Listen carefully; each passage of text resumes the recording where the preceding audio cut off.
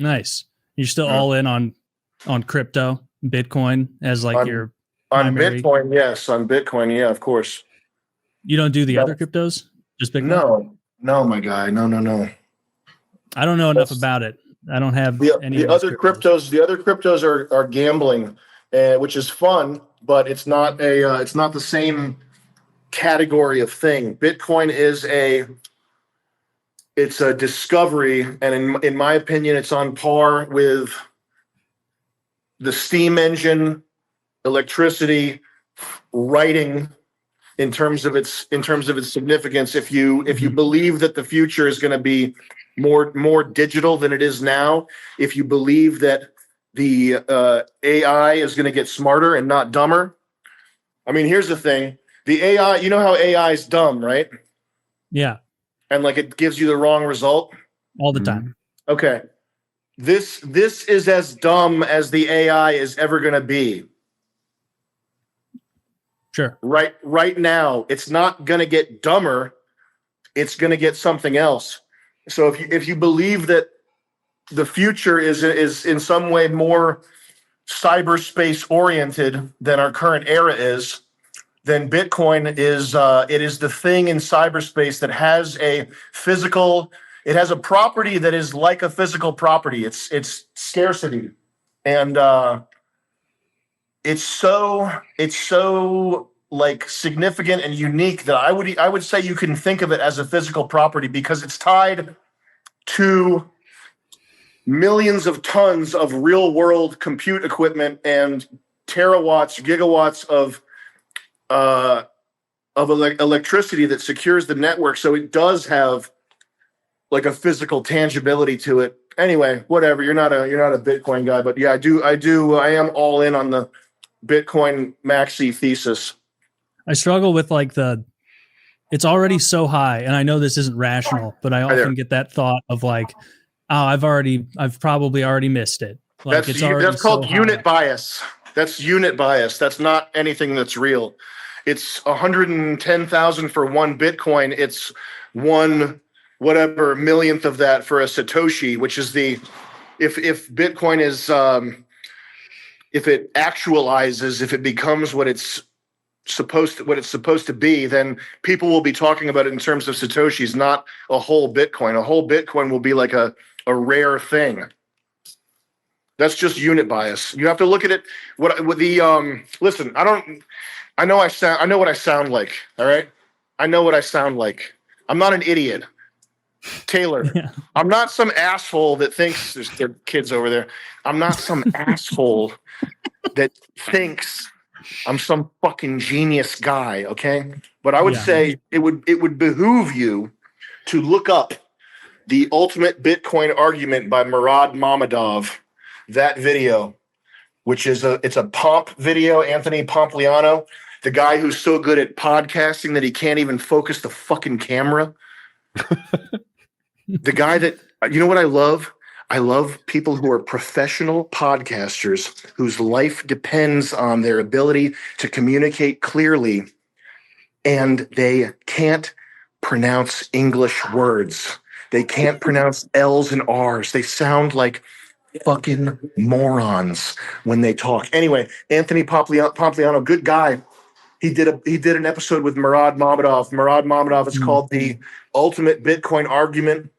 And I think that anybody who's interested in what Bitcoin is should listen to that video. Okay. Yeah, I've got it pulled up. I'll listen to this. I haven't done any. It's an hour and 40 minutes. I've never heard of Anthony Pompliano. See the guy that can't say L's and R's? Yeah, he's a retard. He's a retard. Okay, so we're really listening to it for this guy Murad. Yes. He's the genius. I mean, Pomp's. To be fair, he's good. I'm particular about people who are bad at speaking publicly when it's how they make their money. Sure. Yeah, that isn't a very good combination at all. Well, maybe I should buy 0.01. I guess unit bias again. I should just buy a little bit, treat it like a. No, you shouldn't. You shouldn't buy it. You should research it if it's interesting to you. You should look into it and do the research, and then establish your position accordingly, which for me is every penny that I have to my name. Just constantly pouring more in. Does this guy, Murad, have the same opinion you said about the other cryptos where he's like, no, he got blown out of the water and now he's a shit corner. Oh, so he's doing his own grift now. Yeah, he's a smart kid though, but he lost everything and then came back and doing a meme coin thing, which I don't think you should buy those. Redoing a bunch. I need to talk to Nick. I'm like doing a bunch of home renovations and I need his genius because I don't want to be had by some fucking contractor who's going to take me for a ride because I know that's a possibility.